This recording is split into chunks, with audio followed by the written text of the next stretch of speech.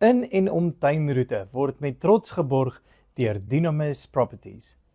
In die tuinroete is daar verskeie organisasies en groepe en individue wat graag hulle verskil maak in die mense van hierdie area se lewens.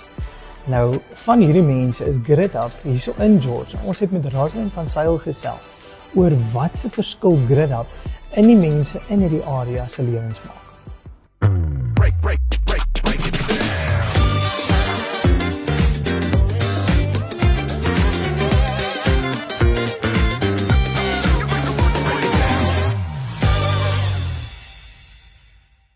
Hallo weer. Vandag is ons in George, nog steeds deel van ons pragtige tuinroete. En ons kuier by die GridHub. En Rosalind is vandag hier saam met ons. Baie welkom. Baie dankie. En ons wil graag 'n bietjie meer weet van die GridHub. Maar kom ons begin eers by jou. Jy het begin bo in die noorde en opgeëindig hier in die suide. Vertel ons so vlugtig, waar is jy vandaan? Hoe het jy opgeëindig in George? Man, die hele wye wêreld vol, gebore en getoe in Dalmas, was vir 15 jaar in Mafeking en toe my paadjie gevind hier na George toe en is eintlik meer in Mosselbaai gebaseer, maar werk ook baie in George.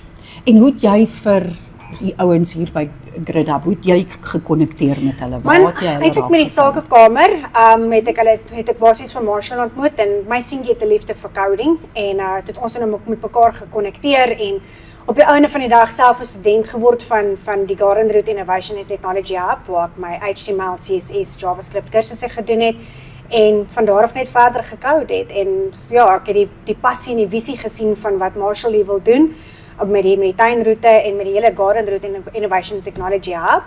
En ja, die passie het my net aangewakker, ja. Vertel ons net so 'n bietjie meer. Ek hoor nou technology, ek hoor al hierdie groot woorde. En as daar mense daar buite is wat voel soos ek, beteken niks nie. Kom verduidelik vir ons net 'n bietjie meer in detail. Wat doen? Okay, wat ons groot fokus hierso is om mense te kan leer hoe om websites te bou in HTML, CSS en JavaScript.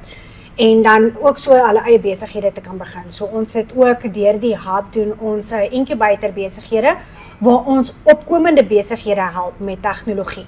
So as hulle met 'n konsep gaan kom en hulle tegnologie nodig of hulle 'n webtuiste nodig of sosiale media bemarking nodig, is ons dan weer daar om hulle te kan help. So vir klein besighede wat dan moet begin met tegnologie en dan ook wanneer ons dan weer die koneksie met hulle gaan maak vir befondsing, is dit nou angel investors of besighede wat regtig net invest binne in 'n konsep wat hulle glo kan werk.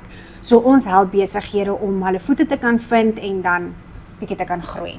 My vraag terwyl ek nou so luister aan jou, jonger mense wat uit die skool uitkom, is hierdie uitsluitlik vir besighede of is daar ook hulp aan potensiële besighede? Potensiële besighede ook definitief. Dit gaan alles oor om innovative te wees. So wanneer jy met 'n konsep kan kom, maar dan het ons ook partykeer besighede, bestaande besighede wat al 15, 20, 25 jaar aan die gang is, maar hulle het 'n bietjie van die digitale kant se hulp nodig. So dan help ons dan weer met website development ensovoorts. So daai is een been van wat ons doen hierso, maar my groot doel binne in die GridHub is basies om mense te leer hoe om HTML, JavaScript websites te kan bou. En dan ook so het ons baie kontakte met oorseese maatskappye. So dan wanneer hulle dan Suid-Afrikaners wil gebruik vir website development, dan is ons weer die kontak om die mense met mekaar in konnektasie te sit. Klink fantasties. Vertel ons 'n bietjie van die logo.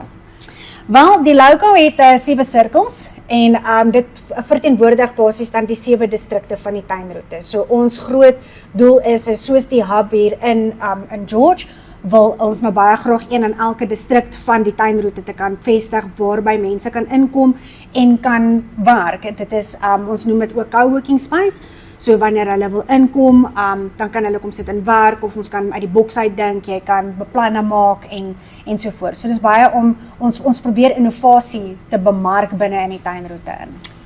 Rosalind, net voor ons groet. Jy het vroeër iets genoem van die Code Dojo of Coder Dojo. Jy vir my hom bietjie Maar dit is nie die karate klasse nie. So dis basies waar ons kinders tussen die ouderdom van 7 en 17 leer hoe om coding te doen. So ons leer hulle deur middel van games te skryf. leer ons hulle die coding, om logies te dink met die coding en dan so ook net daai te kan prikkel. Coding is ook een van die vakke wat deesdae aangebied word in skool en baie van die kinders sukkel daarmee. Ons is daar om daai kinders te kan help en die Coder Dojo is gratis. Almal kan enige tyd inkom. Nou maar baie dankie Roslyn. Ons hoop om jou meermale hier in George te sien en al die hulp wat jy aanbied. Tot 'n volgende keer. Totsiens.